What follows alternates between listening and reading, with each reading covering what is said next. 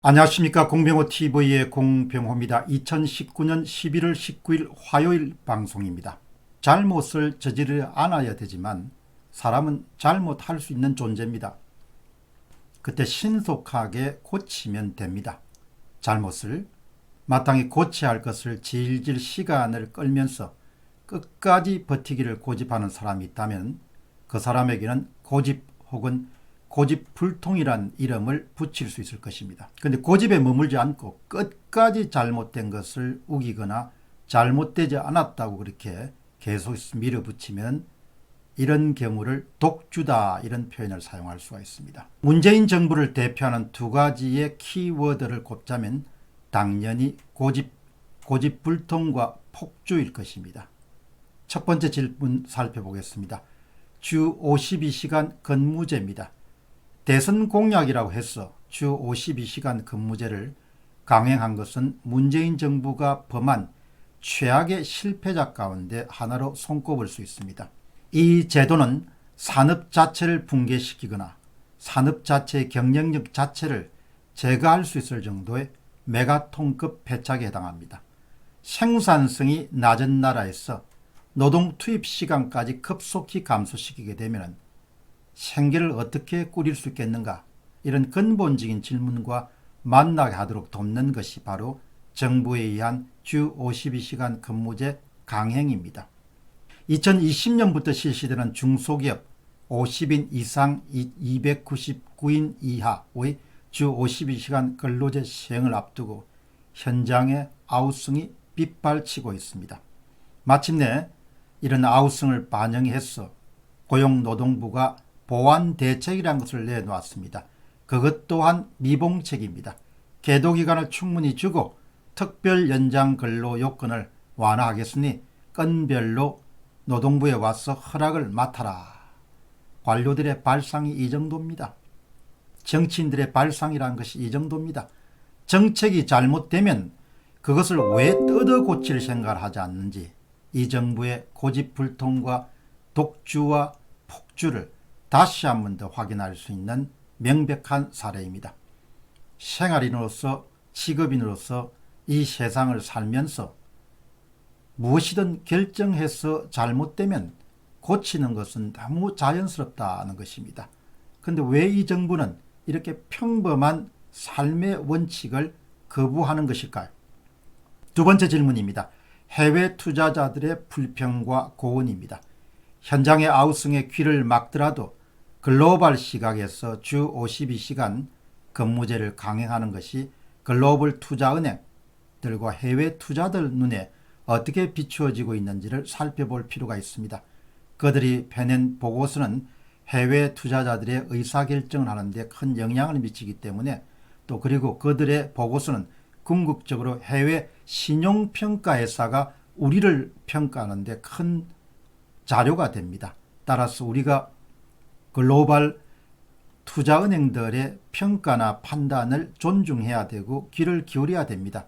우리 중심이 아니라 항상 해외 투자자들의 시각과 관점에서 우리의 정책의 시시비비를 살펴볼 필요가 있습니다. 우물안 개구리처럼 살지 말고 넓은 시각에서 바라볼 수 있어야 되고, 우리의 경쟁국과 상대적인 관점에서 우리 자신을 바라볼 수 있을 때 그때 비로소 먹고 사는 문제를 해결할 수가 있습니다. 최근에 도쿄 마린 에셋 매니지먼트 등 해외 투자자들은 미국계 IB인 투자은행인 뱅크 오브 아메리카 메리니치의 주선으로 기획재정부를 방문하였습니다. 이 자리에서 환율과 성장률, 또 주 52시간 근무제 외 보완 대책에 대해서 집중적으로 물었습니다.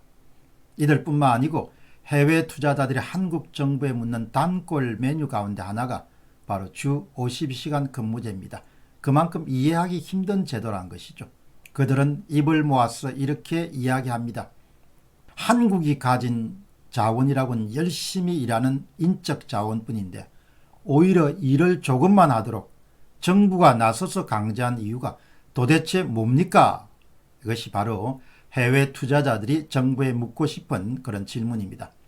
뿐만 아니라 HSBC는 최근 한국의 성장률 둔화란 제목의 미공개 보고서를 통해서 이렇게 경고한 바가 있습니다. 미중 무역 분쟁과 반도체 약세 등의 어려운 시기에 한국 정부가 주 52시간 근무제를 밀어붙여서 성장률을 하락시킨 것은 정말 뼈아픈 부분이다. 정신 나간 정책이라는 것이죠. 한마디로. 골드만삭스도 지난 8월에 비공개 보고서에서 이렇게 주장했습니다. 내년부터 중소기업 채용 인력의 18%가량이 주 52시간제 적용을 받을 것이다. 엄격하게 설계된 주 52시간 근무제가 총생산 시간의 투입을 감소시켜서 내년 또 성장률을 0.3% 정도 감소시킬 것이다. 글로벌 투자은행과 해외 투자자 입장에서 한국에 대한 평가와 이런 부분을 우리가 굉장히 주의 깊게 들여다봐야 됩니다. 왜냐하면 이미 한국에 대한 투자 매력도는 점점 떨어지고 있기 때문입니다. 지난 10월 기준으로 외국인 국내 상장 주식 및 채권 보유액은 687조 원입니다. 2년 전인 2017년 같은 기간인 11월에 752조보다도 8.7% 감소했습니다. 2년 전보다 감소했다는 뜻입니다. 요약해서 말씀드리겠습니다. 한국 경제가 장기 침체로 향하는 길목에서 노동 투입을 감소시키는 정책을 정부가 무리하게 밀어붙이는 것은 정말 나쁜 정책이다. 주 52시간 근무제의 부정적인 파급 효과는 너무 크기 때문에 정부가 조속한 시간 내에 법안 파기에 맞먹을 정도의 개선책을 마련해서 즉시 실천해야 된다.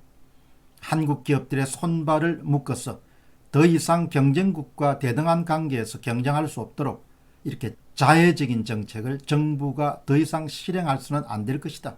문정부는 좀 더 겸손해야 되고 현장의 소리에 귀를 기울여야 된다.